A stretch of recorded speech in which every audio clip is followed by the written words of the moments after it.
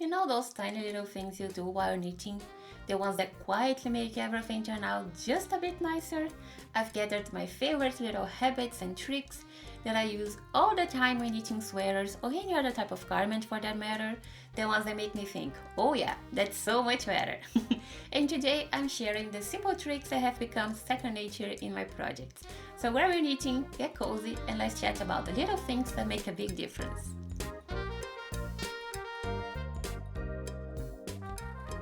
Hi everyone and welcome back. My name is Luisa, but everybody calls me Lu, and here on the channel I share all things knitting, from cozy experiments and projects to everything I learn along the way. If you've seen my video about how I get the fit I want when knitting sweaters, this one feels like the next step, I would say. Today I'm sharing the tiny techniques and habits that make my finished pieces look neater and more put together, let's say, from how I pick up stitches to how I fold over colors. They are small things, but together they really change how a sweater turns out. So, alright, let's jump right in with the first one. The way I'm thinking about these tricks is if I was working on a top-down sweater or any other garment really, and all the tricks I use along the way. So when working on a top-down sweater, usually the first thing I do is cast on for the back yoke. Well, if it's not a raglan construction or any other type of construction where we start knitting in the round from the get-go and things like that. But for the sake of this video, let's say is a dropped shoulder. The first thing I do is cast on for the back of the neck and start increasing to get that trapezoid shape to shape the back of the sweater. Like I do with this sweater here, I just took out of my closet to show you what I mean. Well, I have many sweaters around me today just to exemplify all the tricks I want to share with you today. But I don't usually go for a lot of positive ease when I'm knitting sweaters. Usually I go for around 10 to 15 centimeters of positive ease. So when I'm working on a dropped shoulder with the little trapezoid shape at the back, I'm just going to put it like this and I think you can see it better. Usually when working on a dropped shoulder, I increase on every row to get this little diagonal here on both sides to get the trapezoid shape for the back of the yoke. But since I am increasing on every row, this little diagonal here usually is pretty tight. I mean, it has no give to it, it has zero stretch. And since I don't usually go for a lot of positive ease with my sweaters, that means this little diagonal here at the back of my shoulder usually restricts my arm movement and the overall wearability of a sweater, I would say, to the point where I've even frogged an entire sweater. It was the Salty Day sweater by Veronika Lindberg. Well, first of all, I needed a size too small, so there's that. But I also didn't like the tightness, I would say, of this diagonal here. It really restricted my movement and I couldn't wear it. So I frogged that entire sweater, and I actually have plans on casting on a new one during the winter, but that's a conversation for another day. I am talking about this sweater I have here with me, and to avoid getting a tight diagonal, I came up with a little trick. I think this is going to sound controversial, but anyway. The trick I came up with is I do a yarn over before I start knitting a row. What do I mean by that? I do a yarn over, knit the entire row as the pattern instructs me to, and then at the end of the row, when I encounter a yarn over from the previous row, I just drop that off my needles and turn my work and continue working my next row with a yarn over at the beginning. So when I drop this yarn over at the end of the row, this gives me a little bit of extra yarn around this diagonal here, which gives me a little bit of a stretch. Now, doing that, this diagonal here, the edge, usually looks pretty wonky. I won't lie, it's ugly. But when picking up stitches to knit the shoulders, usually this little edge fixes itself, or if it still looks wonky, I just pick up one leg from this yarn over and knit together with the stitch I have on my needles, just to eat up a little bit of that excess yarn. And this is the result that I have when doing this. I did this little yarn over trick and I was working on this sweater, and this is the result I got. I also did this with my second Salty Days sweater, but it was a gift knit, so I don't have it with me to show you. But I can assure you the edge looked pretty good after I was done picking up stitches for the shoulder. But let me show you up close so you can really see the result. This is one diagonal, and this is the second one. And in my opinion, it looks pretty good. You wouldn't be able to tell. I did this little yarn over trick, and now this little diagonal here has a little bit of a stretch, enough to be comfortable when I wear this sweater. Now, I know many people might say this is outrageous, but I've done it 2 times now, and not only fixed the issue, but I would even say it turned out pretty neat. And this is a trick I always keep in the back of my mind when working on back panels with this kind of construction. I know many people might say this is outrageous, but it works for me. So now let's go to the second trick of today's video, which is pick up stitches. Usually when I pick up stitches to shape the shoulders and later create the front yoke of a sweater, for example, or if I'm picking up stitches to start working on a sleeve and things like that, usually my pickup line looks a little bit baggy, as if I had used larger needles to pick up my stitches. So it's been a while now since I've started using a smaller needle to pick up my stitches. I don't know if everybody does this, but I've never seen anybody mentioning this. So I came up with that solution on my own, I would say. I started going down 2 needle sizes for the pickup line only to pick up my stitches, and I do this every single time I have to pick up stitches in any kind of project I'm working on. I go down 2 needle sizes or 1 millimeter, and usually this works pretty good. Let me show you. This is another sweater that I've worked on during the summer, or maybe spring, now I can't remember. And this is also a drop shoulder construction, but the back panel had no trapezoid shape, it was just straight down. So I have this little seam line here on top of the shoulders where I picked up stitches to start, knitting the shoulder. And let me see if I can see here the pickup line. I would say it looks pretty good.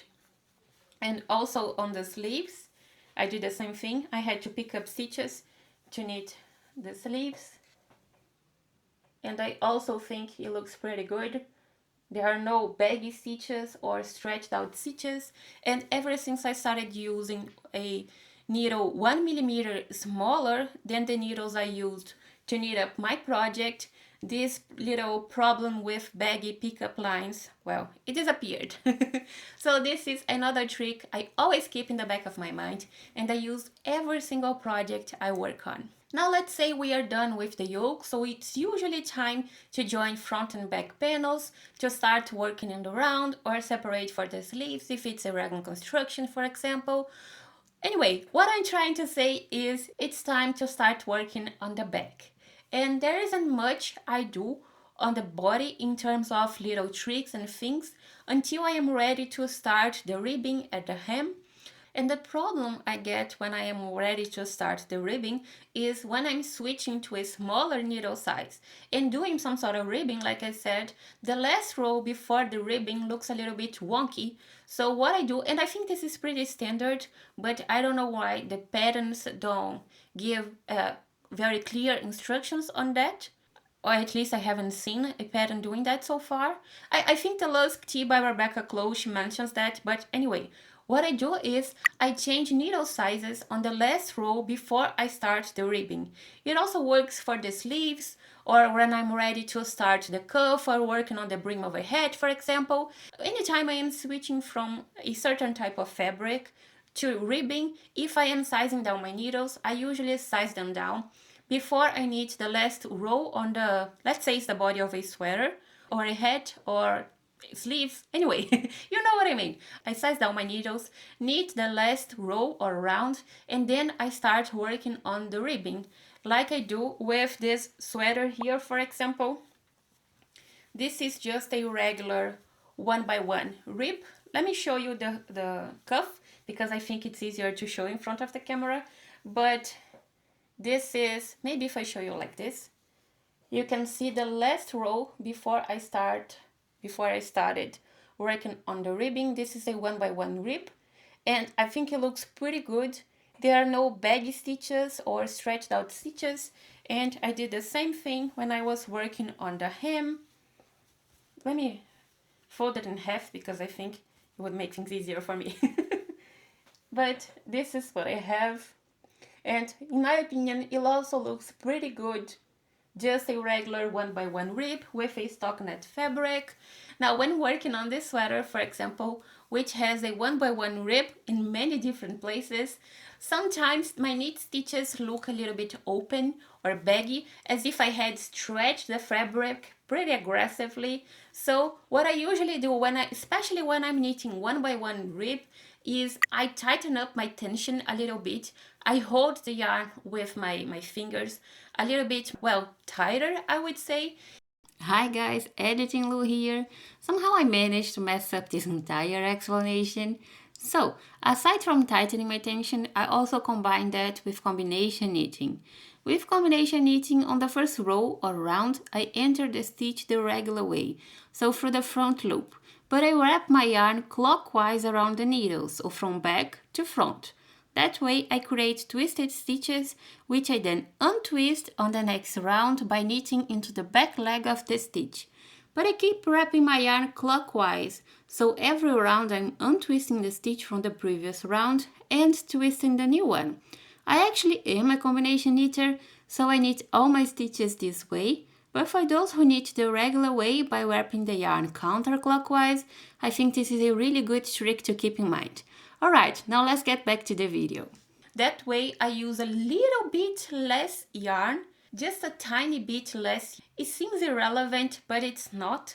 It also works for collars, sleeves, anytime I knit 1x1 rib especially, but really I apply this trick every time I knit some sort of ribbing or any combination really of knit and purl stitches, like when I'm knitting cables, for example, which is basically a combination of knit and purl stitches. Just sometimes you have to do a little crossing to create the shape of the cable, but basically anytime I transition from a knit to a purl stitch, I do this little trick, which is also what I just showed you. This is a sweater with a 1x1 rib that I used this little trick. I needed it combination style. Let's say it's combination style. I don't know if I'm wrong or not. And I also needed a little bit tighter, and this is the result that I got. This yarn is 100% merino. This is knitting for olive merino, held double, and this is, well, it's kind of upside down, right? This is the way I knit it because this was a top-down construction, but this is my 1x1 ribbing, and I also do this when I'm knitting the collar, like I said. This is the look of the collar, and I also think it looks pretty good. So yeah, this is another trick of mine that I always like to use, but sometimes even with this little trick of tightening up my tension, my ribbing doesn't look very neat and I get different results when comparing the right and the wrong sides of the fabric. So sometimes the wrong side of the ribbing looks neater, I would say, which was the case of another sweater of mine I was working on earlier this year. This is what? This is a 2x2 rib. Yes, this is a 2x2 rib, and the wrong side of my ribbing looked so much better. Let me show you the wrong side. I think this is going to be tricky to see because this yarn is pretty dark, but this is the wrong side. And let me see if I can show you the right side. No. Oh, I have an idea. This is the, oh, and I have hair. Sorry for that. But this is the wrong side and this is the right side. And you can see I have one column of knit stitches that look a little bit baggy when compared to the column next to it of knit stitches. This was the right side of my ribbing and this was the wrong side when I was working on this sweater. So the solution I came up with when working on this sweater, this was a bottom-up construction. So I first cast on stitches to knit the hem of the sweater because the sweater is upside down. But you know what I mean. What am I even doing here? Anyway, well, the hem here, what I did was I flipped it inside out and I knit the ribbing while facing the wrong side. It also works for collars, cuffs, the brim of a hat, anytime there's ribbing involved, I would say. Now it only works if I have the same number of knit and purl stitches, like 1 by 1 rib, 2 by 2 rib, and so on. If I have, for example, 2 by 1 rib, the right and wrong sides don't look the same. Like, for example, with this pair of socks here, this is a 2 by 1 rib. So on the right side, it looks like this, but on the wrong side, you can just see one column of knit stitches. The right side has 2 columns of knit stitches. So if I flip this rib inside out, it would look different than the right side would. But when it's possible to apply this little trick, it creates a tiny hole when I turn my work, because I switch from knitting in the round to knitting flat for just one row because I started working on the wrong side, to make the wrong side of the ribbing now become the right side of my sweater, if that makes any sense. But I can close that up with a little bit of yarn and nobody will be able to say I did this little trick. This is what I did with this sweater here. And let me see, well, I did the same thing on the cuffs. So maybe I can show you where I turned my work. This is where I did, this is, yeah, I can feel the yarn woven in. So this here, right between the knit and purl stitches here, is where I turned my work. And you can see any hole. I just closed that up when I was weaving in the end, when I was done working on the cuff. And this is what I have. It looks perfect. And that way I have a neater looking ribbing. Let me see if I can show you.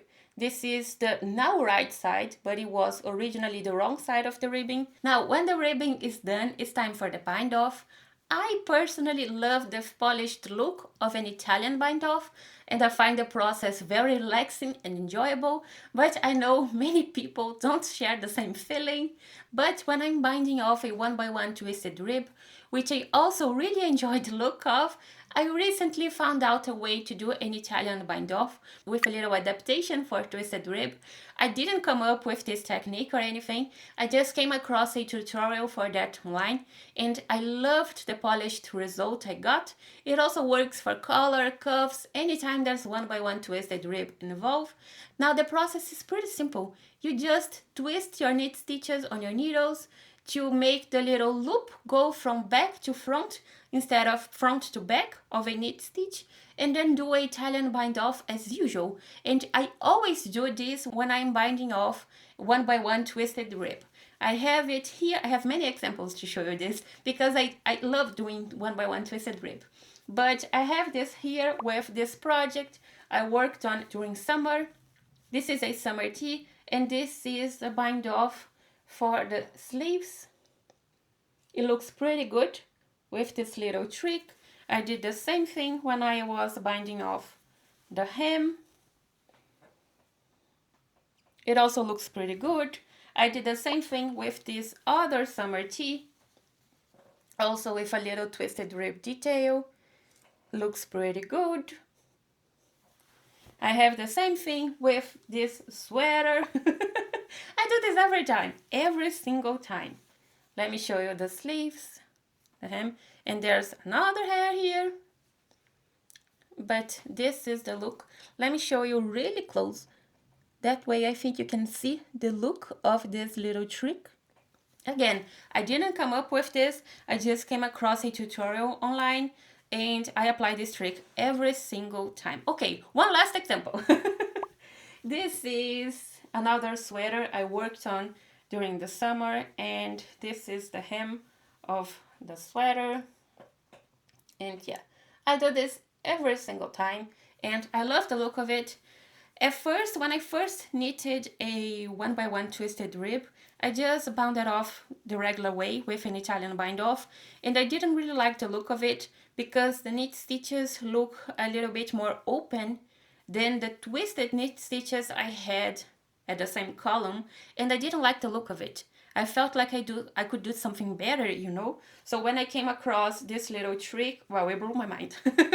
So yeah, I have many examples to show you this, but this is another trick I really, really love. Now maybe we can compare it to a project, if I can find one, with a regular 1x1 rib without this little trick. For example, this is another summer tee. This is 100% silk. This is knitting for olive pure silk with a regular Italian bind off.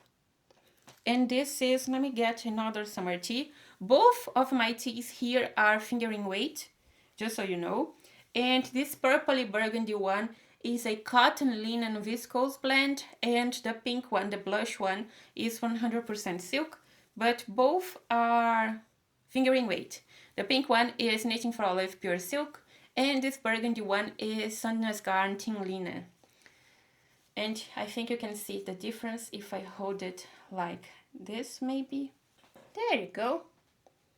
This was way harder than I expected. But now you can really see the difference between the regular Italian bind off here at the top and with this little trick for twisted rib at the bottom.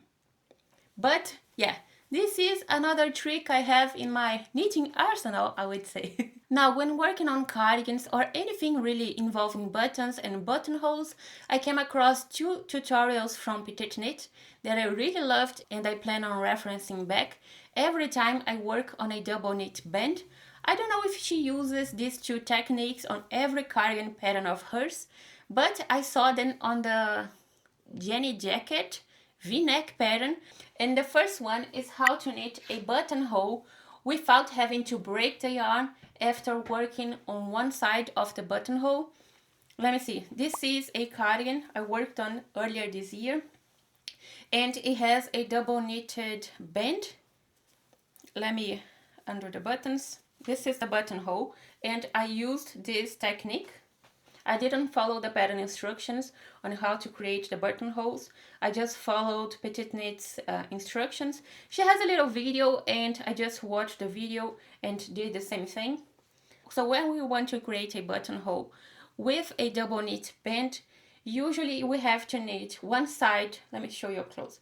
Usually you have to knit one side of the buttonhole and then go to the other side, knit a little bit to create the other side of the buttonhole, and then join both sides to continue working the button band.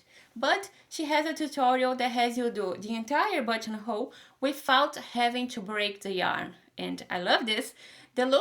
The finished look is pretty good. Well, it looks really polished and really neat. I think if I show you these 2 buttonholes is easier, but it looks pretty good, right? I think it looks pretty good. And the second tutorial I found is about sewing in buttons, and it's really, really easy and makes the button stay pretty high and sort of like away from the button band. This little trick, let me see if I can find my buttons. This little trick creates a space between the button and the band to accommodate for the other button band, which is usually quite thick, especially if we are talking about a double knit band. This is the trick. I just followed her tutorial, like I said, and you can see the button stays pretty high and away from the button band fabric. Oh, this is tricky to show, but I think I can show you this. So I did this for all my buttons, and they look really secure. They are not like wonky or anything. They look pretty good, and that way when I close my cardigan and button it up, let me just, I think I did something wrong. No, it looks just fine. So when I button up my cardigan, because my buttons stay pretty high and away, I would say, from the button band, this creates room for the other button band to live comfortably around my button. So the band with the buttonhole, it doesn't look like stretched out, or like when we, you know what, let me see. You know when sometimes we button up a cardigan and the band here looks a bit distorted here? This is also tricky to show you, so sorry for that. But it looks here a bit distorted, and you can see a really straight line here at the edge of the button band. Yeah, this avoids that issue. And now with this little trick, I forgot to button up the last button, but this is the look of the button band. Can you see? I hope you can. But it sits pretty straight and I really love the look. It's really easy to do, and I always do this little trick and follow the tutorial when I have to sew in buttons.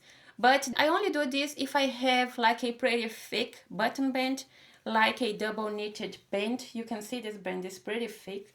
This is a dicky weight or maybe worsted weight pattern yarn, I would say. But for example, with this one here that I also have many buttons, I sewed in many buttons, this is a fingering weight yarn. So since it's a fingering weight, the fabric was already more lightweight and thinner, I would say, than the worsted weight, obviously. And this band here is a 1x1 rib and not a double knit band. And just because of that, it's also pretty thin. So let me see if I can show you the band. It's pretty thin, so I just sewn in my buttons the regular way. I didn't use any special technique. So you can see they sit much closer to the band when compared to the other cardigan. But it works just fine because this is a pretty thin button band. Let me just close my button once again. So since this is a pretty thin button band, I also don't have that issue. You can see the edge of the button band is also pretty straight. So yeah, I like to make use of that little trick when I am knitting thicker button bands. Now, since we're talking about a double knit band, when I was working on this cardigan, I also learned another little trick for double knit bands. Now, when working on a double knit band, usually we have to cast on stitches using the Italian cast on method. I think that's the right name, but I'm not sure. I think it is. Before we are actually ready to start with the double knitting process. So we cast on stitches to, well, create stitches for the button band, the width of the button band, before we are ready to start incorporating all the stitches we've picked up on the side of the cardigan, on the edge of the cardigan, and in fact knit the button band. But the problem I encountered when working on this cardigan was after working a few rows, my cast on edge where I did the Italian cast on looked a bit wider, like if it was flaring out a little bit. So the solution I found out, I don't know if I watched a tutorial video or not, or someone mentioned when I was watching a podcast from someone. I don't know where I got this from, or if I was just being creative at the time, but I went down 2 needle sizes or 1 millimeter only for the cast on process, and then I proceeded working on the band with the original size needles, and now everything looks so much neater. Let me show you the bottom of my button band up close so you can see. It looks pretty good. It has the same width as the rest of my button band, and now I'm pretty happy with it. I love the look of it now. And this is what I did. I just sized down my needles, went down 1 millimeter only for the cast on edge, and then I switched back to the needles I wanted to use, to the size needles I wanted to use to knit up my button band. This is what I have, and I would suppose this trick works anytime there's a double knit band, not only when it's attached to the edge of a cardigan, like it's the case with this cardigan here, but I don't actually know, but I would suppose it also works. Anyway, on the topic of double knit bands, I think I maybe figure out a way to work on a knit as you go double knit band. It's a project I'm currently working on, so it's still a work in progress. I don't know if it will actually work out in the end or not, but so far so good. When working on cardigans, I find it really tedious to go back and knit the band after all the time and effort to knit the body of the garment or the cardigan, and I really prefer the look of a double knit band when compared to a ribbed band. So I'm trying to come up with a way to create a knit as you go double knit band. And this is what I have. Let me show you the look of it so far, and then I will share what I'm actually doing to achieve this look. This is a wrap, so for now, and it is inside out. This is a wrap, so it's a little bit awkward to show you now, but this is the band, and let me see if I can show you. So you can see a orange stitch marker separating the band from the rest of the body, and this is a stockinette project, stockinette fabric, so I think you can see the double knit band. But what I'm doing here is for every row I work on the body, I work 2 rows of the double knit band. I'm just turning my work and working extra row on the band before I knit the next row on the body. Since I am using the same needle size for everything, I don't know if this little experiment is going to work out over time. So I still have to wait until I finish this project and wear it a few times before I am able to make a final decision. But for now, things are looking promising, but we'll see. We'll see. Maybe this will be a future trick in my knitting arsenal, but who knows. Then once the body is done, I usually work on the collar before starting the sleeves. It's just how I like to proceed when I'm working on sweaters. And like I've already said, I go down 2 needle sizes for the pickup and work on the collar as in pattern. If I'm going for a folded over collar, I know some people like to do a single purl round halfway through to help with the fold. Let me see if I can see an example here. It helps the fabric to know, let's say, where it's supposed to fold and not get a thick, high edge here where the collar folds on itself. This is a folded over collar, obviously. I love that idea, but I don't particularly like the look of this purl round right at the edge of the neckband. There's absolutely nothing wrong with it. This is just me being picky, all right? So when working on the collar of the Lyon sweater, actually, I don't even know where my sweater is anymore, but it's here.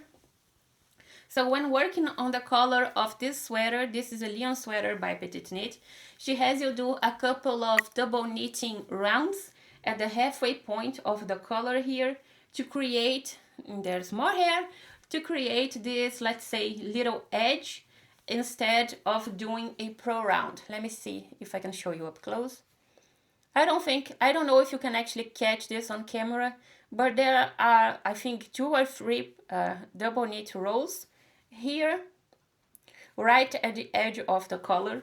This just helps with the fold, and I much prefer the look of the double knit edge.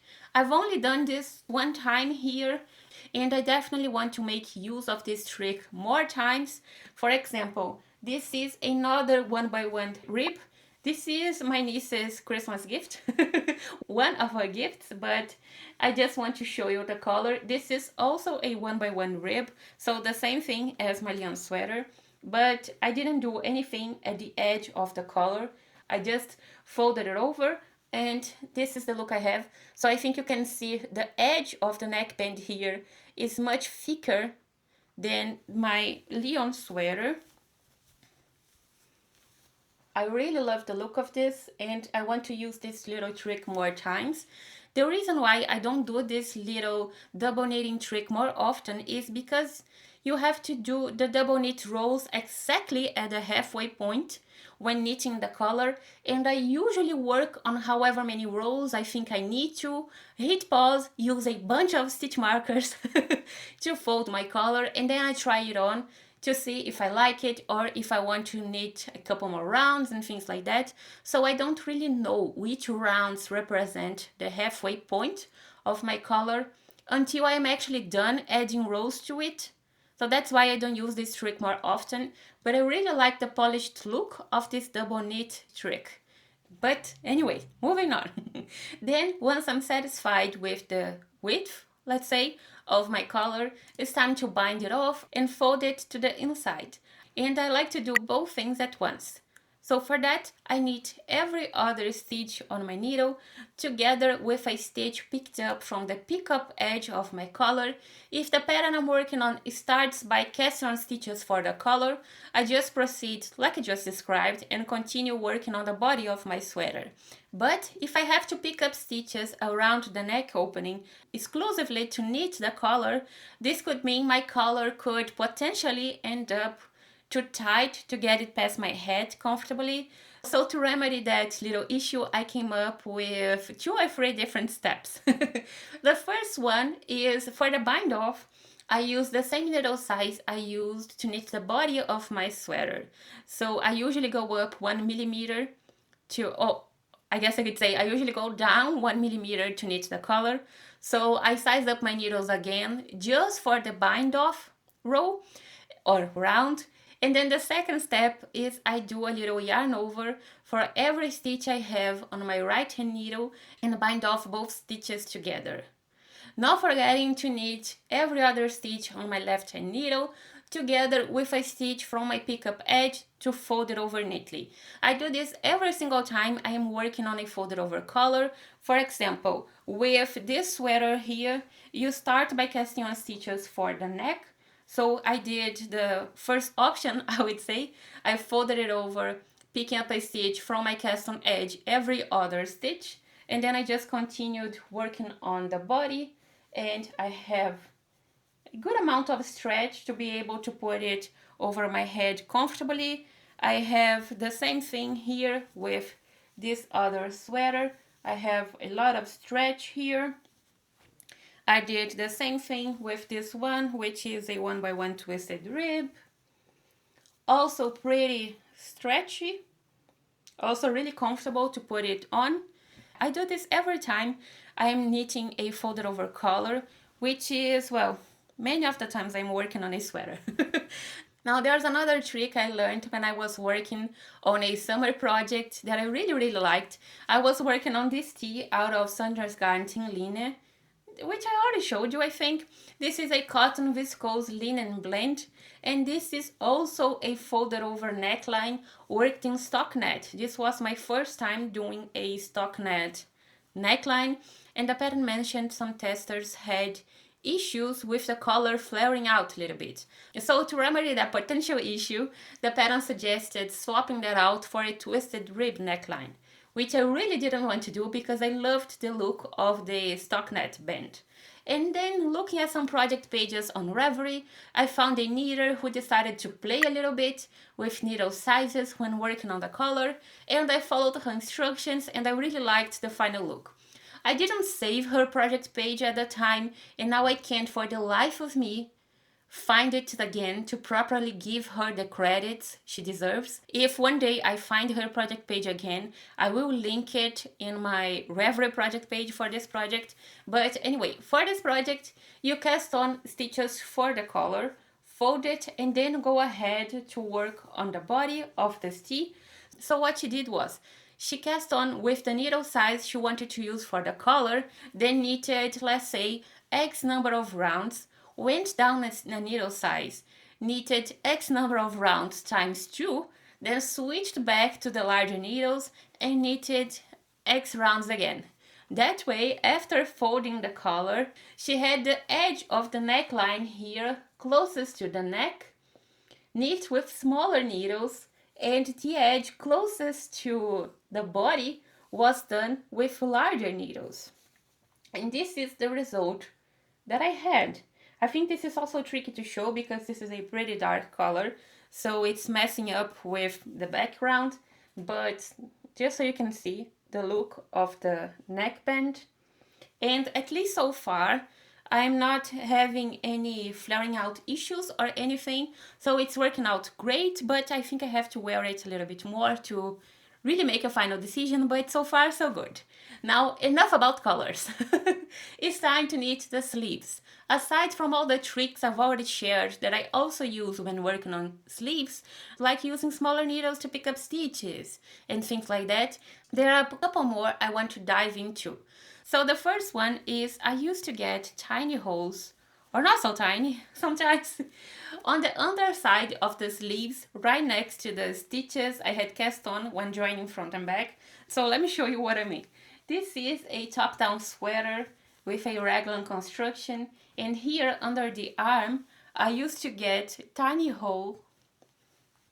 Let me do it like this. Yeah, I used to get a tiny hole here on either side of the sleeves, right next to the stitches I had cast on when I was joining front and back. So the solution I came across is I just pick up 1 to 3 stitches more on each side of my sleeve of the underarm, just to avoid getting that tiny little hole, and then I just decrease it to the right stitch count on the first round of the sleeve right under the arm. Nobody can see what I did and it works out just fine. No more holes, so it's perfect. If I'm working on a dropped shoulder sweater, for example, where I have to pick up stitches around the entire armhole, I just find out the rate in which I need to pick up my stitches to have the right stitch count in the end.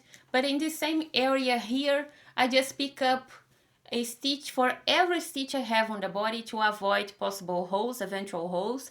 And I'm not really worried about ending up with the exact stitch count the pattern suggests.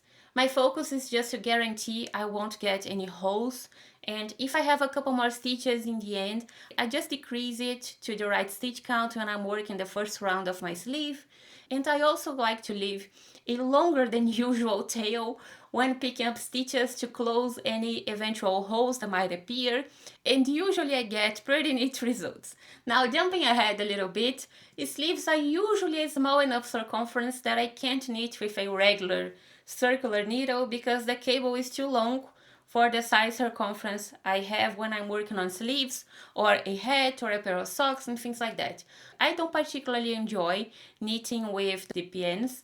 I stab myself every 5 seconds and I still can't knit comfortably with small circumference needles.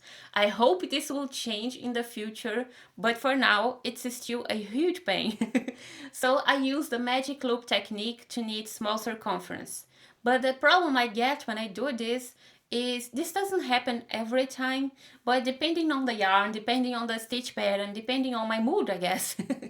Sometimes I get letters if I knit magic loop the regular way, because it's always the same 2 columns of knit stitches that are being stretched out by the cable of my needles. So the solution I found out one day, a long time ago, is I think it's called traveling magic loop or traveling loop. Now I'm not so sure, but it's one of the two. When I finish knitting all of the stitches on my left hand needle, I slide those stitches back onto the cable of my right hand needle, but I keep the last 3 stitches I just worked on my needle tip. And then I slide the other half of my stitches back onto my left hand needle and knit all the stitches that are waiting to be knitted. That way the stretched out stitches are always switching 3 stitches to the side, and I avoid stacking up stretched out stitches on top of stretched out stitches, and therefore I avoid lettering issues altogether. Now there are also 2 more general tricks, or maybe more like good practice, I like to keep in mind. And the first one is I like to print out my patterns and have the physical copy with me to take notes as I knit. So I always write down key details, especially if it's something I do more than once in a project. For example, how many rows I worked on the hem before binding off, to make sure I do the same thing on both cuffs, or how many stitches to pick up for the sleeves, and so on. And if I just did exactly what the pattern instructs me to, I just draw a little check mark next to it so I don't doubt myself later on. Because if I just rely on memory, I always second guess myself. So just to be on the safe side, I write it all down.